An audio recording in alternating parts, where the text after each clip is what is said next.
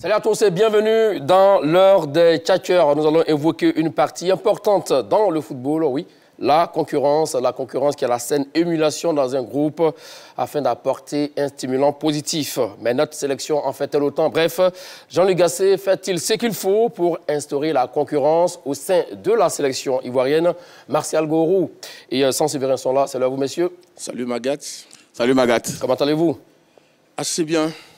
Super bien. Bah, j'ai l'impression que lui n'est pas en forme ce matin. Bah, nous sommes encore. Vous verrez tout à l'heure. Vous aurez votre réponse, mon cher Saint-Séverin. Nous sommes encore en plein dans le sujet des éléphants de Côte d'Ivoire. Donc 27, 21, 59, 93, 99, 27, 21, 59, 93, 99. C'est le même rituel, vous le savez. Hein. On garde bien ces 10 chiffres et on se donne rendez-vous d'ici une vingtaine de minutes. Messieurs, avant donc de venir à notre débat, si Jean-Luc Gasset fait-il ce qu'il faut pour instaurer la concurrence? Nous allons parler quand même de ce que c'est que la concurrence en tant que telle. La concurrence gage de bons résultats sportifs dans un groupe de foot? Oui, gage de bons résultats sportifs et surtout gage de respect de la discipline du groupe parce que quand tout le monde est concerné... De respect? Oui, bien sûr. Quand tout le monde est concerné dans une équipe, ça fait que tout le monde se plie aux consignes. Mais quand il y a des gens qui sont laissés en griffe pour compte et d'autres toujours pouponner, bon, il va sans dire que ça crée des problèmes. Martial Gorou? Moi, je pense que oui, la concurrence stimule. La concurrence, c'est la saine rivalité au sein d'un groupe. Donc, c'est tout cela qui permet de performer. Et donc, je crois que c'est quelque chose d'assez important. Est-ce qu'une rivalité est saine? Dans notre jargon, souvent, on parle de rivalité saine, c'est vrai, mais on sait une rivalité... Oui, mais quand on parle de rivalité saine, elle est saine parce que quand tu as quelqu'un avec qui tu es en concurrence, mais si tu utilises des moyens qui ne sont pas assez, comment dirais-je, orthodoxes, oui, ça veut dire que la rivalité n'est pas saine. Parce que là, tu utilises des moyens pour affaiblir le concurrent. Mais lorsque tu comptes sur tes moyens, tes performances, pour être titulaire dans l'équipe, c'est une rivalité saine. D'accord, on le dit, hein, parce que vous étiez à la CAN 2002, mon cher Martial Gorou, des joueurs qui voyageaient avec... enfin, hein, pour la CAN en 2002 au Mali. Alors, on va revenir aux choses plus sérieuses. Alors donc, on le disait, hein, instaurer la concurrence, à tout va aussi également, c'est pas bon pour une équipe. Hein. Non, je dis dans une équipe, il y a des joueurs clés. Il y a des joueurs clés, il y a souvent un 11 titulaire. Oui. Mais derrière, il y a aussi des joueurs complémentaires. Par exemple, il y a beaucoup d'équipes qui ont une bonne profondeur de banc. D'accord. Ça aide quand tout le monde joue. Prenez un coach comme Carlo Ancelotti, un coach comme Aïdara Soalio. Ce sont des coachs qui, quand ils ont 20, 22 joueurs sous la main, ils les font toujours tous jouer. Et ça, je pense que c'est bon parce que de toute façon, au football, il y a tellement de compétitions pour les clubs que un 11 titulaire ne peut pas jouer tous les matchs. Voilà. L'exemple qui nous intéresse ici, mon cher Saint-Séverin, ce n'est pas l'exemple au niveau des clubs, c'est au niveau donc, des sélections. Et pour parler des sélections, on a vu le Maroc, on a vu le Sénégal.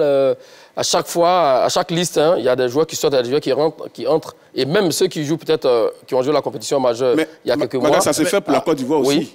Ça se fait pour la Côte d'Ivoire. Le problème, c'est quand ils viennent, est-ce qu'ils jouent? C'est ça. Sinon, sur les listes, il y a toujours soit un nouveau visage, soit un ancien qui revient. D'accord. Voilà, ça a toujours été comme ça. Monsieur San, est-ce que le fait de dire qu'il y a une concurrence, ça veut dire qu'il n'y a pas de hiérarchie dans l'équipe? La concurrence, comme je l'ai dit, non, ça, je l'ai déjà dit, stimule, ça permet à chacun de se dépasser. Mais au finish, l'entraîneur voit celui qu'il trouve capable d'animer son jeu. Donc, je crois que c'est cela. Sur la base de quoi? Des performances à l'entraînement? C'est ce qui se fait réellement? Oui, mais Magat, ici, les gens ont pour habitude de baser le critère de sélection sur un seul critère. Lequel? Qui est la performance et qui prend en compte le temps de jeu. La performance en club? Mais en dehors, oui, la performance en club. Mais en dehors de ce critère-là, il y a d'autres critères comme le profil.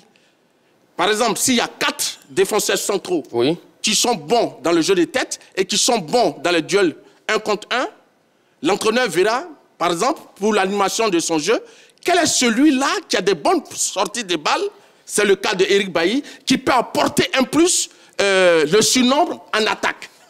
Donc, voilà un peu... Et donc, même si Eric Bailly a un faible temps de jeu, comme il a un bon profil, on peut le mettre... Oui, mais bien sûr, c'est pourquoi il appelle. Monsieur Magat, Il y a un joueur en Angleterre, et je vais vous dire que c'est l'Angleterre qui a créé le football. Oui, oui. Monsieur Harry Maguire. Et vous le savez, à Manchester United, il n'est pas titulaire. Ça, mais vrai. il est pleinement titulaire en équipe d'Angleterre. C'est pas le sujet. Mais sinon, si ça fait partie... Son exemple est édifiant, hein, oui, effectivement. c'est important. Et là, il y a, lors de la dernière émission, j'ai pris 2 cas au niveau de l'équipe du Sénégal. Nampalis Mendy et Moussa, qui ne jouent pas en club, oui, mais qui ont été alignés par l'UCC face au Grand Brésil. Donc, en dehors du critère qui est la performance sur le temps de jeu, il y a d'autres critères qui rentrent en ligne de compte. Et maintenant, le dernier critère, c'est l'expérience. Oui, ça c'est notre critère, l'entraîneur peut se baser dessus. Et l'autre critère aussi, il y a la polyvalence. Par exemple, si on a un problème... On va terminer là-dessus, Marcel Gourou, oui. Il y a un problème sur le côté droit de la défense de la Côte d'Ivoire. Le côté gauche. Oui, le côté gauche, pardon. L'entraîneur peut prendre un stopper et en cas de défaillance sur ce côté, celui qui est capable de jouer là-bas. Donc ça aussi, la polyvalence rentre en ligne de compte. Mais ici, M. Sanséverin se base uniquement sur un seul critère, qui est la performance. Magat, je pense qu'on va revenir au sujet. Apparemment, Marcel n'a pas encore digéré ce qui s'est passé mercredi dans l'émission. Pourquoi? Il faisait donc de donner des exemples aussi également. Des très bons exemples d'ailleurs. Allons-y avec vos arguments. Le critère principal oui, pour un joueur pour être sélectionné, bien sûr, c'est la performance en club. D'accord. On le dit, on le redit. En dehors de ça, tout le monde sait qu'il y a d'autres critères. Mais évidemment qu'il y a d'autres critères. Mais on dit le critère primordial, c'est celui-là. Et tout à l'heure, il parlait de joueurs qui viennent et qui ont la préférence du coach. Oui, tout ça là, on le sait. Mais nous sommes en train de parler de la concurrence. Prenez une équipe comme les éléphants. S'il y avait la concurrence, on n'appellerait pas certains joueurs des sénateurs. On n'appellerait pas certains joueurs des divas. Le nom sénateur a été donné par qui? Voilà. Parce que par certains journalistes, par certains observateurs. À certains postes, oui, on ne voit vraiment pas cette concurrence-là se manifester. Et c'est ça que les Ivoiriens décrivent pour la plupart du temps, parce que tu ne peux pas prendre un joueur qui ne performe pas en club, qui ne joue pas en club, au détriment de quelqu'un qui joue en club et qui peut apporter au moment précis quelque chose à la sélection. Vous voyez? Donc la concurrence, c'est une bonne chose, même si elle est accompagnée de plusieurs critères, mais au moins, quand elle est instaurée dans un groupe, ça change l'état d'esprit et ça fait que tout le monde travaille sur le même pied d'égalité. Monsieur Magat, je voudrais que M. Sanséverin me dise ici, qu'il me montre une seule équipe où il n'y a pas de cadre. Parce que je crois que c'est les cadres qu'il appelle les sénateurs. Je voulais donner la définition du mot cadre en matière de football. Le cadre, c'est le joueur qui, généralement, est titulaire dans son équipe. Et donc, dans toutes les équipes du monde, il y a des cadres, ceux qu'ils appellent les sénateurs de façon péjorative. Mais ce qu'il faut retenir, vous savez, M. Magat, oui, on a vu le dernier match des éléphants face à la Zambie. Mais un sénateur comme Mas Gradel a sorti le grand jeu. Il fait partie d'un sénateur? Oui, mais c'est eux qui le disent. Il a sorti le grand jeu par rapport à de jeunes loups, à de nouveaux qui ont été en dedans. Donc, je crois qu'aujourd'hui, il faut éviter de trop se baser sur les termes péjoratifs, sénateurs, nouveaux. C'est eux qui veulent créer un clivage, une opposition dans l'équipe de Côte d'Ivoire. C'est pas de ça qu'il est question. Nous sommes en train de parler de la concurrence. Mais apparemment, avançons, pour Marcel, le problème de l'équipe nationale, c'est pas ceux qui sont sur le terrain. C'est Sanséverin qui est assis ici à l'heure des tchatcheurs. C'est très bien. D'accord. Attention, Sanséverin. On ne va pas, donc vous n'allez pas invectiver votre conducteur qui est en face. Moi, je parle avec les arguments et les preuves. Ça va, monsieur. Je suis pas là dans les débats de Monsieur Marcel Gourou, on va se calmer. Alors donc, on disait que la concurrence, c'est une saine émulation dans un groupe, vous le disiez, qui stimule tout un groupe. Et l'exemple par rapport, c'est le Sénégal, qui n'arrête pas de faire ce genre de choses-là. On a vu également des joueurs qui étaient champions d'Afrique en 2022 au Cameroun, qui n'ont pas été au mondial. Et bien ceux qui ont joué le mondial tout récemment, pour la fenêtre du mois de mars également, n'ont pas été appelés. Plus de 10 joueurs également, comme Pape Abou, Cissé, Fodé Baldé, Touré, tout cela qui peinent à s'imposer. Oui, monsieur Magat, ça rejoint l'idée qu'au football, les situations sont changeantes et fluctuantes. Aujourd'hui, tu peux être au mieux de ta forme. Mais dans 2 mois, tu peux connaître un problème de blessure, un problème de maladie. Non, ça, on le sait. Oui, donc comme Marcel Sanséverin l'a dit, quand le garçon il est prêt, quand il est fit, il n'y a pas de problème. Oui, quand il vient, il doit jouer. C'est de ça qu'il parle. Non, mais écoute, vous savez, c'est ce que j'essaie de répéter. Et comme on dit, la répétition étant pédagogique, un entraîneur ne se base pas forcément sur la forme du moment. Parce que l'entraîneur met un projet de jeu en place. D'accord. Et il regarde des profils. par rapport à ce qu'il recherche dans le projet qu'il met lors des matchs, il prend des gens. Et il peut prendre des gens qui n'ont pas un grand temps de jeu en club. C'est ce que je répète. C'est pourquoi j'ai dit qu'il faut sortir du carcan qui dit que pour être sélectionné, c'est forcément le temps de jeu, c'est la performance. C'est pas vrai. Ça, c'est vrai. Votre mot là-dessus avant qu'on passe au prochain? Moi, je n'ai pas envie de m'étaler sur ce qui n'est pas vrai. D'accord.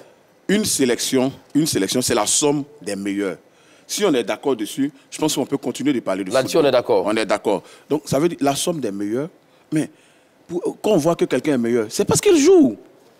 Mais je veux dire, on peut remettre en selle un joueur dans une sélection. Un joueur cadre, ou bien peut-être le capitaine, comme c'est le cas chez nous ici, quand Aurélien ne jouait pas et tout ça. Mais tu ne peux pas le faire pour 4-5 joueurs.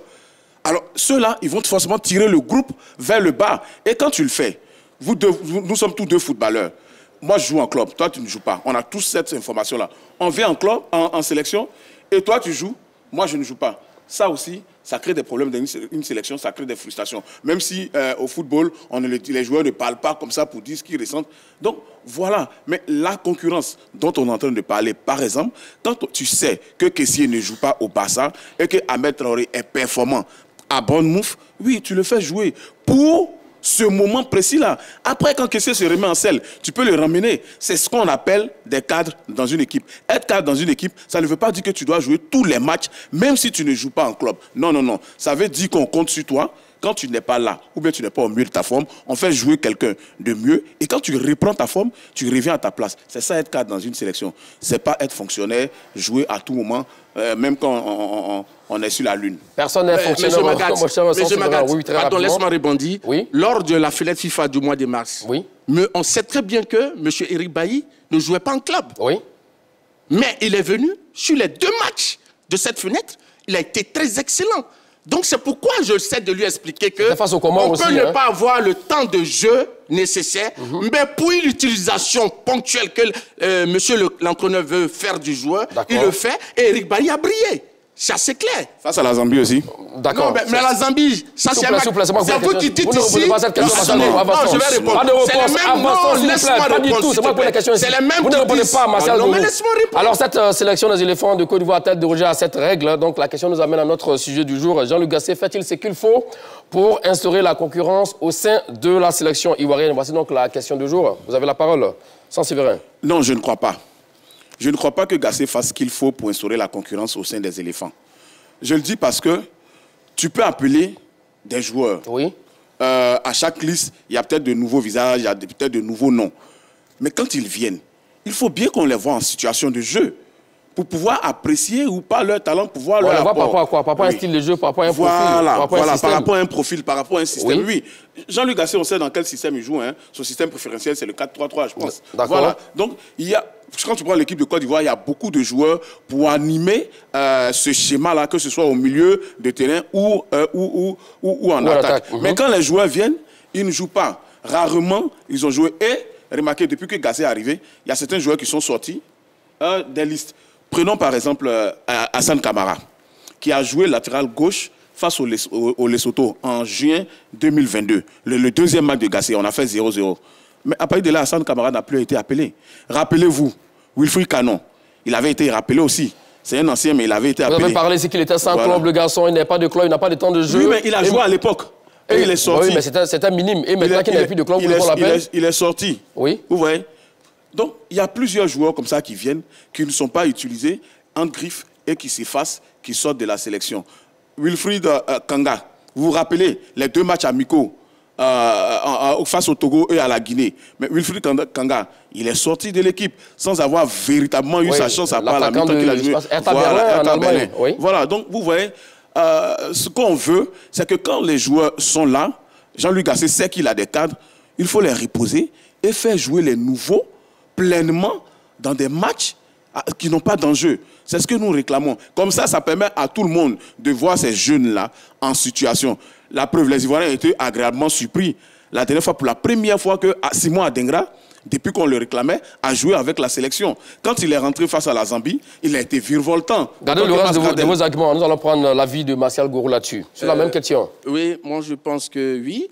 Gasset il fait ce qu'il faut pour instaurer la concurrence. Oui, la concurrence. Ah oui? Parce que, vous savez, il faut dire les choses telles qu'elles sont. D'accord, dites-nous. Je parle du poste de gardien de but. Gasset, depuis qu'il est arrivé, si je ne me trompe pas, utilisait 6 gardiens. Et le tout dernier s'appelle Ayayi Foli. Bon, à convoquer 6 gardiens. Oui, 6 gardiens, oui. Voilà. C'est ce que j'ai dit. Non, tu dis utiliser. Vous avez dit utiliser. Convoquer, pardon. Oui. Voilà, excusez-moi. Convoquer 6 gardiens. D'accord. Et le tout dernier s'appelle Ayayi Foli. Vous avez dû remarquer, lors de la fenêtre de mars, Ayayi Foli a joué le dernier match. Oui. Lors de la fenêtre de juin, Ayayi Foli a été reconduit pour le match en Zambie. Donc c'est une bonne concurrence. Et donc, ça veut dire qu'il y a de la concurrence. D'accord. Allons au milieu du terrain. Il y a eu d'abord Jean-Eudes Aoulou qui avait joué son match. Oui. Tout dernièrement, il y a eu le jeune Doumbia Idrissa. Et puis, il y a eu Adengra. Il y a eu Bamba Jonathan. Et donc, avant eux, il y a eu d'autres joueurs qui ont été lancés dans le bain. Mais quand on parle de concurrence, c'est ce que j'essaie de dire à mon contradicteur. On ne fait pas table rase du passé. Même une maison, quand elle est construite, il y a une fondation. Ce n'est pas parce qu'on veut créer de la concurrence qu'on balaie toute une équipe. Il faut des repères, parce qu'on prépare quand même un objectif qui est la CAN.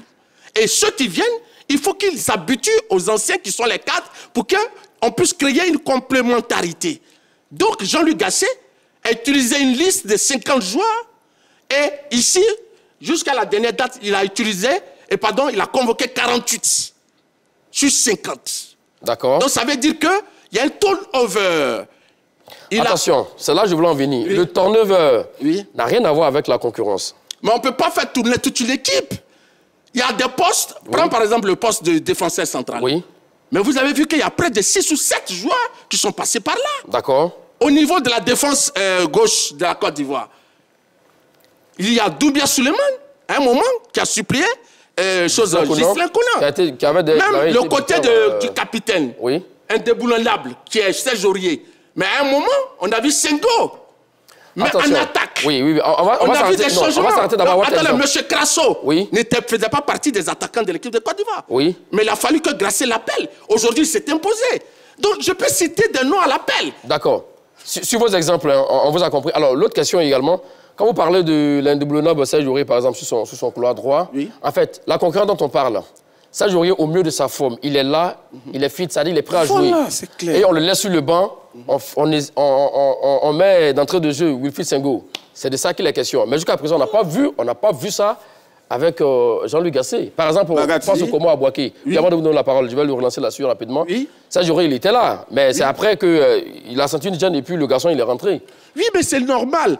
Mais quand on parle d'une concurrence, Serge Aurier, pour l'instant où je parle, titulaire à Nottingham Forest, il est au mieux de sa forme. Oui. Et vous pensez que l'entraîneur... Tout comme Wilfried Senghor qui est titulaire à tout niveau. Mais là, ça dépend de l'entraîneur. Celui qui juge utile par rapport au plan de jeu qu'il met en place, qui est le meilleur. Vous oubliez que les joueurs font des entraînements avant d'aller jouer le match. Et pendant ces entraînements-là, les entraîneurs voient. Il y a des indicateurs de performance. Et c'est en fonction de ça qu'on choisit. On ne dit pas que comme Serge Aurier il y a longtemps à l'équipe nationale, donc Senghor vient d'arriver. Et donc, si à l'entraînement, Serge Aurier est meilleur, non, mettons Senghor. Non. Le football ne fonctionne pas comme ça. Vous avez votre réponse là-dessus, hein? Non, moi je... Tout part de l'entraînement avant donc d'établir une liste de 11 joueurs. Non, mais je ne suis même pas étonné de la réponse qu'il donne, loin de là. Tout part de l'entraînement. Si tout part de l'entraînement, ça veut dire que lui-même il se contredit. À quel niveau? Tout part de l'entraînement, Eric Bailly, il ne joue pas en club. Il ne fait que s'entraîner, il ne joue pas. Donc lui, on le ramène en sélection, il est toujours titulaire. Donc quand tu parles d'entraînement, il parle de la mise en place. La mise en place pendant les répétitions avant le match. D'accord. Ou même Bailly s'entraîne pas aussi. On va le laisser terminer. Lui, il dort à l'hôtel. Attendez, sois un sérieux. S'il vous plaît, Martial Gourou, allons-y. Terminons avec vous. Ce que je disais, c'est que un joueur comme ça, qui ne joue pas en club, qui est en méforme, tu installes pendant le temps où il est en méforme. Si c'est 3 mois, 6 mois, 2 regroupements, tu installes quelqu'un d'autre dans la défense. C'est ce que j'appelle la concurrence. D'accord. Parce que ceux qui ne performent pas en club et qui sont rendus titulaires en sélection, mais ça, ce n'est plus la concurrence. Parce qu'il ne suffit pas d'appeler, comme je l'ai dit tout à l'heure, des jeunes. Si, depuis l'année dernière, par exemple, avec les méformes de Eric Bailly, on avait trouvé un défenseur central complémentaire, soit Asila Abaka, que Gassé a beaucoup utilisé. Aujourd'hui, on ne serait même pas en train de parler de la défense centrale. Mais ils sont là, ils sont blessés. Il y avait Odilon Kosunu. Odilon était là. On a lui demandé. Odilon a joué combien de matchs en tant que titulaire dans l'axe central des éléphants depuis que Gassé est là? Mais Bailly n'était pas là. Il a joué 2 matchs. 2 matchs. Il a joué 2 matchs. Bailly n'était pas là. Face au Togo.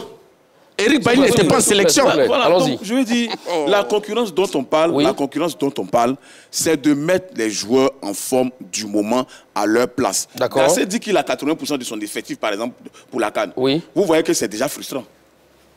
Les 80%, c'est son ossature à lui, les joueurs que vous connaissez. Le sujet n'est pas sur les 80%. Monsieur Magath, je sais, mais je suis en train de vous dire que ces 80%-là bloquent déjà la concurrence. C'est ce qu'il faut comprendre par là. Parce que sur 10 joueurs, quelqu'un qui dit que lui, dans sa tête, à 8 mois ou bien à 10 mois de la CAN, il dit qu'il a déjà 8 joueurs qui sont sûrs d'aller là-bas. Mais ça, c'est un problème. Véritablement.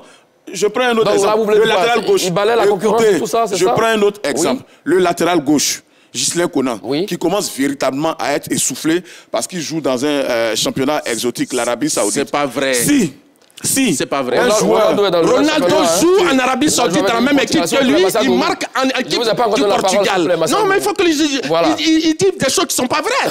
Ronaldo est brillant actuellement en équipe du Portugal. S'il vous plaît, il joue en Arabie Saoudite. Vous n'avez pas la parole. C'est pas vous qui avez la parole. Allons-y. Vous parlez de Ghislain Konan. Oui. Bon. Ceux qui parlent de Ronaldo, ça c'est leur problème. Ronaldo ne joue pas avec les éléphants. Donc Ghislain Konan, à cause du niveau du championnat où il est, il commence de plus en plus à être essoufflé. Vous avez vu que ce n'est plus le Ghislain Konan de Reims et qui a brillé à la CAN au Cameroun. Rappelez-vous que tout le monde appelait Boka Atu. Celui-là, par exemple. Des joueurs comme Koné, qui peut jouer latéral gauche. Des joueurs comme Hassan Kamara, qui est latéral gauche nominal. Mais ces joueurs-là auraient pu, par exemple, avoir plus de temps de jeu. S'ils sont en forme, bien sûr, plus de temps de jeu. Comme ça, on sait au moins qu'il y a une vraie doublure pour... Aujourd'hui, les Ivoiriens se demandent à certains postes clés s'il y a des joueurs capables de remplacer certains cadres. Mais ça, c'est parce que, justement, les jeunes ne jouent pas. Vous avez longtemps pour nous poser la parole, mon cher. Les jeunes ne jouent pas. Terminons là-dessus, oui. Je vais rebondir. Parlant de Ghislain Konan, ils sont les mêmes, M. Sanséverin, sur ce plateau qui disaient, lorsque c'est des joueurs qu'ils adorent, on dit non, on ne peut pas juger un joueur sur un seul match. Mais quand c'est Ghislain Konan, et on le connaît, il était toujours performant, sauf sur le dernier match. Et j'ai dit que pour ce match, c'est vraiment une démission collective. Pour une fois que ce joueur n'a pas son rendement habituel, on trouve que oui, il joue dans un championnat de moindre importance. Ça, c'est pas correct. Mais ce qu'il dit, c'est pas faux. Non, c'est pas vrai. Comment se fait-il que le mois de mars, comment match aller et retour, c'est le même Ghislain Konan sur le côté gauche, face à la Zambie, c'est le même Ghislain Konan. Ben voilà, à un moment donné, surtout qu'on cherche un effectif pour la CAN à venir, c'est pas mieux, comme il a dit également, d'appeler un autre latéral gauche nominal pour occuper ce poste-là. Celui qui était son concurrent direct est blessé. Oui, mais pour cette Mais on ne change pas les joueurs pour les changer. Si le joueur a la forme, pourquoi vous voulez qu'on le change? Il n'y a pas de raison de le changer. Masbel Cornet, je l'ai dit, il joue sur le côté gauche de l'attaque, mais il peut aussi jouer comme latéral gauche. On l'a déjà fait. Donc, l'entraîneur voit des doublures. Donc, c'est pourquoi j'ai parlé tout à l'heure d'un facteur de polyvalence pour qu'on retienne un joueur dans l'équipe. Donc, je crois qu'il ne faut pas se focaliser sur ce match. Ce match est le dernier de la phase de test des éléphants. L'entraîneur a appelé 48 joueurs sur 50. Maintenant, au mois de septembre, il va commencer la phase de préparation. Moi, j'y crois pas. On avait dit le mois de mars était donc le dernier test. Après, on est du mois de juin. Bon, maintenant, au mois de septembre. L'autre question que j'ai pour lui rapidement, avant de revenir à vous. Alors, si ce qu'il disait, effectivement, Sanséverin, Eric Bailly, dans l'axe, effectivement, on a Emmanuel Agbadou qui a joué pas mal de matchs cette saison avec le Stade Rémois, qui a été très bon performant d'ailleurs. Donc, pour ce match face à la Zambie, normalement, oui, Eric Bailly, qui n'est pas au mieux de sa forme. D'entrée de jeu, on laisse Eric Bailly sur le banc et on fait rentrer Emmanuel Agbadou. C'est de là qu'on parle. C'est un choix. Lui-même, il en dit ici. Vous voyez, Eric Bailly est tout le temps devant. Il est au milieu du terrain. C'est parce que l'entraîneur, par rapport à ses sorties de balle, a pensé qu'il pouvait apporter un plus au niveau du milieu du terrain. Donc vous êtes d'avis que Jean-Luc Gasset ne fait pas ce qu'il faut? Non, il fait ce qu'il faut. Monsieur Magath, il faut reconnaître que depuis que Jean-Luc Gasset est là, il a fait venir des anciens. Il n'avait jamais vu Eric Bailly en situation de jeu. Il l'a vu pendant 2 matchs lors de la fenêtre FIFA du mois de mars. Il veut encore le revoir. Parce que j'ai dit que le mois de septembre sera un moment très décisif et on aura une petite idée de cette équipe-là qui va défendre les couleurs lors de la CAN. D'accord, là-dessus on a compris. 27 21 59 93 99, 27 21 59 93 99, le téléphone est à présent ouvert. Mon cher Sansevran, l'autre question que j'ai pour vous aussi également. Vous avez parlé de Wilfried Kanga qui est venu, mais le garçon n'a pas été impactant pour son premier match. C'est pas face au Togo ou face à la Guinée. Ben voilà, donc après ça, il est sorti des radars de Jean-Luc Gasset. D'accord. Me rappeler encore une fois, alors qu'il y a d'autres garçons qui sont performants au niveau de l'attaque ivoirienne, bon, ça fait un peu louche et tâche de la part de Jean-Luc Gasset. Donc, vous-même, vous l'avez dit, il appelle les joueurs en forme du moment. Et quitte à les appeler aussi également, les faire jouer. On a dû le voir, hein. Il est venu à Simon Dengra au mois de mars, il n'a pas pu jouer. Cette fois-ci, face à la Zambie, il a fait jouer enfin, il est rentré après et il a prouvé. D'accord. Bagat, vous appelez Wilfried Kanga pour un rassemblement. Il vient, il ne joue même pas tout le match. Vous vous rappelez très bien. Il a été remplacé par Crasso, je pense, ce jour-là. Oui, si je ne m'abuse. Mais quand c'est comme ça, il lui faut un deuxième, un troisième remplacement, un regroupement avec une mise en situation. Je prends le cas le plus palpable et moi qui m'a agacé. Rappelez-vous Djouma Saïd, sous Baumel. Il appelle le garçon joue 38 minutes, il le sort à jamais de son équipe. Est-ce que vous pensez que ça, si on faisait ça pour Eric Bailly ou pour les autres, on n'allait pas trouver des gens à leur place? Si on les faisait jouer que quelques minutes, on ne leur accordait pas toute la confiance pour leur donner 90 minutes à chaque regroupement, malgré qu'ils ne soient pas en forme. C'est de ça qu'on parle. Je dis, un match face comme au Combo, par exemple, dans cette fenêtre-là, on sait que tous nos matchs maintenant là ne comptent vraiment pas, mais on veut voir comment les joueurs en situation. Mais vous pouvez transformer carrément votre équipe pour voir beaucoup de joueurs en situation. Je vous prends un exemple.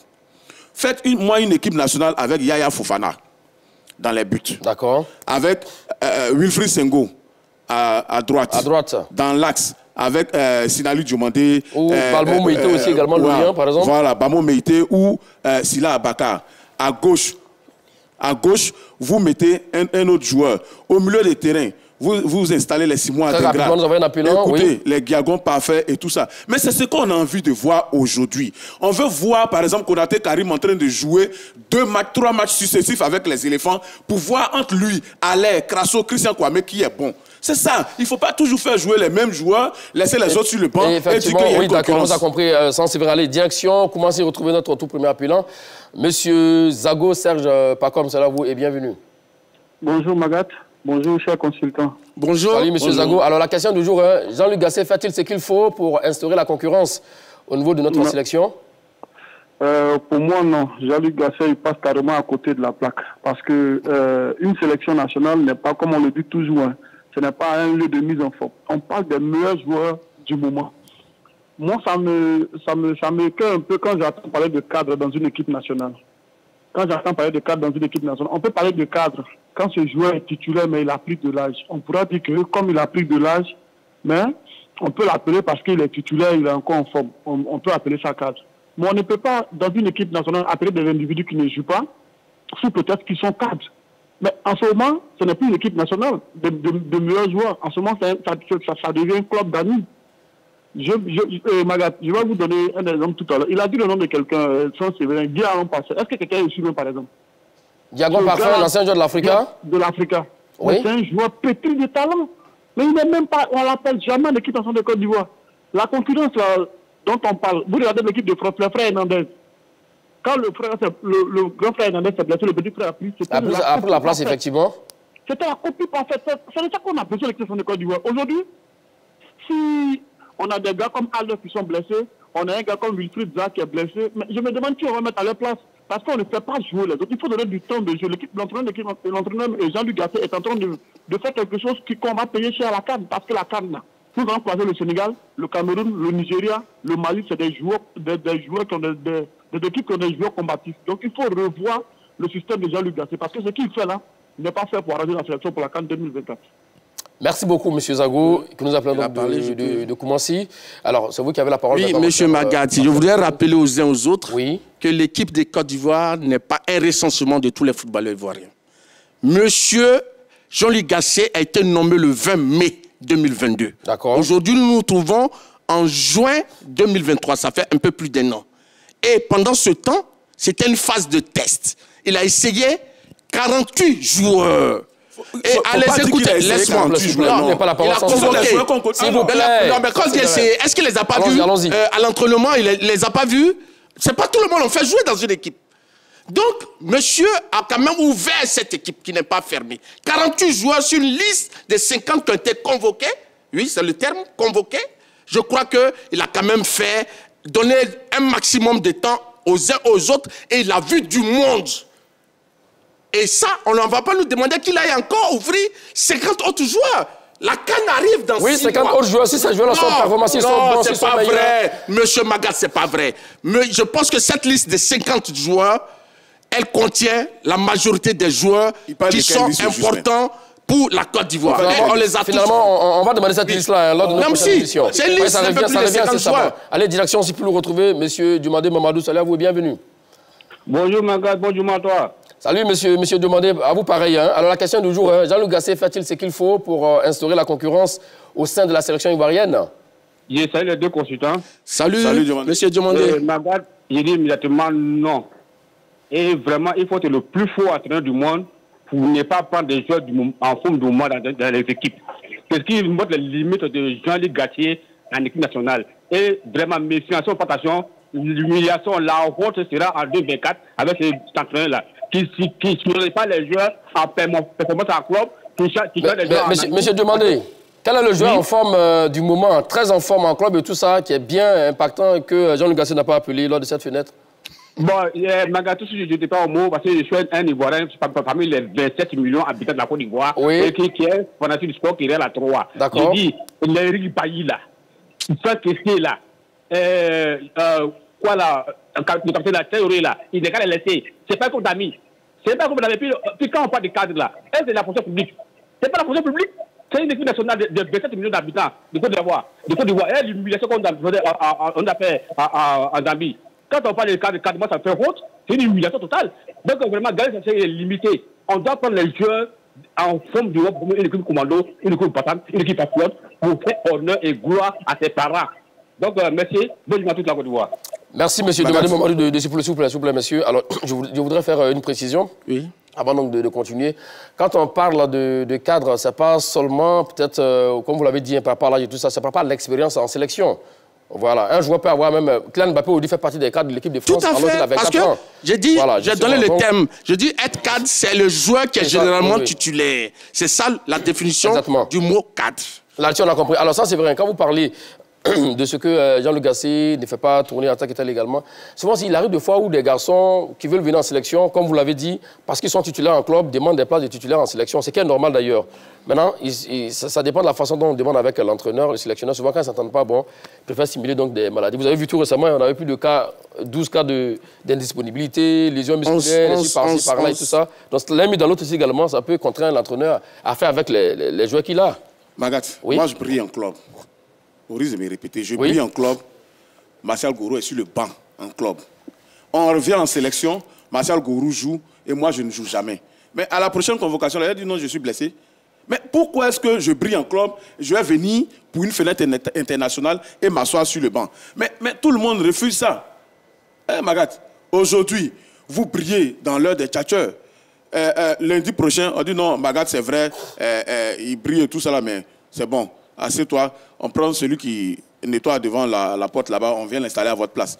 Vous allez être frustré. Mais c'est exactement cette situation que les gens vivent en équipe nationale de Côte d'Ivoire. Ce genre de frustration-là, ça fait que souvent, c'est un rechigne à venir. On ne va pas parler des cas de Seko ou bien des Arts, mais c'est ça. Beaucoup de joueurs sont appelés en sélection, ils ne sont jamais utilisés. Ils regardent toujours les minutes défiler. Je vais prendre un autre exemple. Rappelez-vous de Koulibaly Fousseni quand il a été appelé pour le match face au Niger, sous Baumel. Vous avez vu, il a brillé sur la pelouse. Un très beau match, voilà, un très bon match. Vous voyez, mais tant que vous ne voyez pas les joueurs en situation de jeu, vous ne pouvez jamais les comparer avec d'autres. La preuve, prenons même l'exemple de Gasset. Ce qu'il a fait et qui me plaît, Crasso, qu'il a installé dans cette équipe. S'il n'avait pas donné du temps de jeu à Crasso, vous pensez que vous, Magat, vous auriez su que Crasso est aussi performant et aussi bon? Crasso, même en termes de technique et en termes de statistiques aujourd'hui, il est devant Alain, il est devant Christian Kwame, vous le savez. Mais Christian Kwame est toujours titulaire devant Crasso. C'est parce que le garçon a un bon état d'esprit. Sinon, Jean-Louis Gasset instaure vraiment beaucoup de mauvaises choses dans cette équipe-là en termes d'état d'esprit. En termes d'état d'esprit, ce n'était pas le sujet, c'était par rapport à la concurrence. Mais on reviendra à vous tout à l'heure, mon cher Saint-Séverin. Allez, retrouvons M. Ouattara Moussa. Vous nous appelez d'où, s'il vous plaît, messieurs? Bonjour, M. Maga, je vous appelle de Dabou. De Dabou, voilà. M. Ouattara Moussa qui nous appelle de Dabou. Salut à vous et bienvenue. Nous sommes en train de parler de Jean-Luc Gasset. Alors, fait-il ce qu'il faut pour instaurer la concurrence au niveau de la sélection ivoirienne? Bonjour, je salue les deux consultants. Bonjour. Est-ce que vous êtes salué? Oui. Allons avec votre réponse. M. Magad, moi, ce que j'aimerais dire, ça fait maintenant un an et demi que M. Gasset est sergent de la Côte d'Ivoire. Mais selon les 12 mois, hein? Oui, nous voyons qu'il n'a jamais été instauré la concurrence dans notre équipe nationale, franchement. D'accord. Parce que je prends le cas de Fils Senghor. Fils Senghor est titulaire indiscutable à Torino. Oui. Oui, nous regardons tout ce qui est non, les cadres, on ne peut pas balayer les cadres dans une équipe nationale, c'est clair. Oui, nous tous nous reconnaissons ça. Mais, Serge Aurier, oui, il peut dire non, bon, il a fait une bonne saison avec notre grand Forest au niveau de l'Angleterre, nous reconnaissons ça. Mais, néanmoins, c'est match que nous jouons nous sommes en préparation pour la CAN 2023 que nous souhaitons gagner dans notre pays. N'est-ce pas? Oui. Donc, normalement, il pouvait faire reposer Serge Aurier, pouvait jouer aussi Senghor.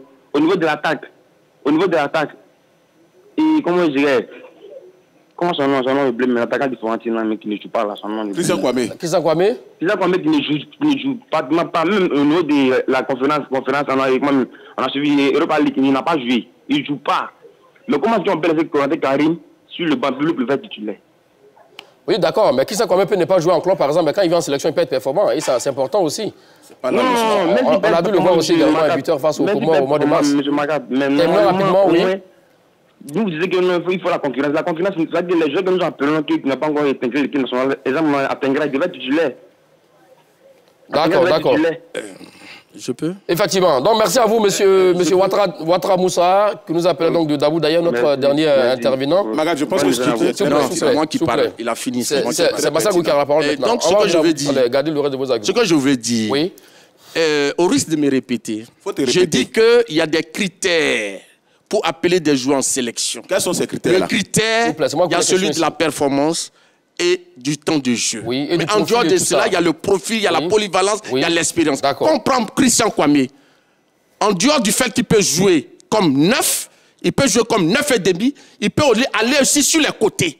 Donc ça fait de lui un joueur polyvalent. Et surtout pour les replis défensifs. Oui, et l'entraîneur qui fait une animation, c'est qui peut rentrer dans son animation. Et c'est pourquoi il le titularise. Vous voyez le travail qu'il fait, offensivement et défensivement. Donc, ce que je voulais dire, il faut éviter de catégoriser des individus quand on parle de cadre. Mais être cadre dans une équipe, ce n'est pas une insulte.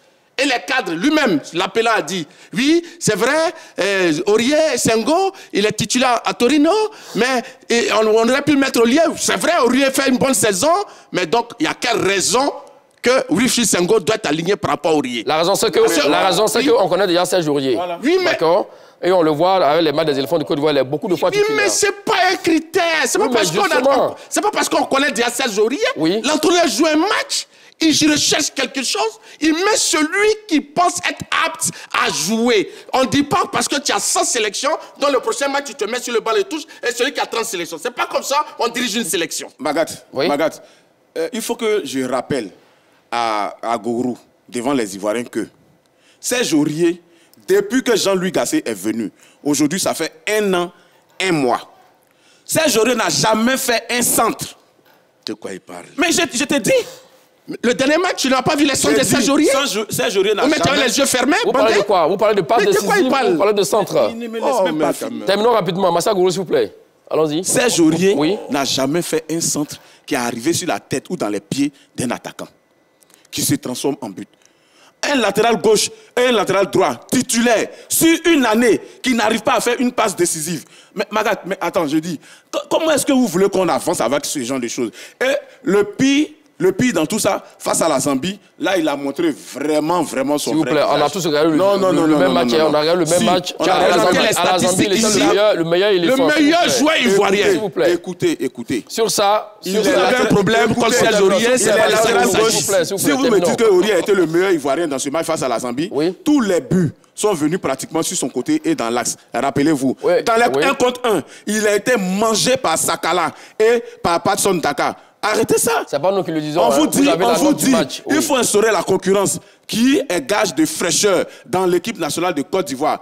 Et on vous donne des arguments et vous nous ramenez toujours aux mêmes choses. Faites jouer de jeunes joueurs prometteurs ou alors des anciens qui sont performants pour que les Ivoiriens les voient à l'œuvre afin de mieux juger le niveau de ce que vous appelez les cadres. C'est ce qu'on vous demande, c'est clair. Très rapidement, le problème aussi également... Monsieur Jonathan Bambak. S'il vous plaît, Martial Gourou, on passe au prochain rapidement. Okay. S'il vous plaît, l'autre question aussi également, très rapidement, en 10 secondes chacun, c'est que notre ami Wilfried Senghor, à chaque fois qu'il est titulaire, il n'arrive pas à saisir sa chance. On a vu également, c'est pourquoi peut-être il est bon, peut-être sûrement aussi pour jouer les deuxièmes parties du match. Non, je ne crois pas. Peut-être. Écoutez, donnez la même chance que vous donnez à Aurier, donnez cette même chance-là à Wilfried Senghor sur 2-3 matchs.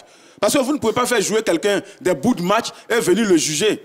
Aurier n'était pas en forme ici pendant plus d'1 an. Oui. Mais si on avait installé Wilfried Senghor, vous n'entendrez pas parler d'Aurier aujourd'hui. Mais comme la sélection est devenue pour certains un lieu, une salle de gym de remise en forme de vieux joueurs et de joueurs qui ne sont pas en forme, bon, on en est là. Aujourd'hui, chercher des doublés. On a vu sa passe délicieuse pour la tête de Monsieur Magat.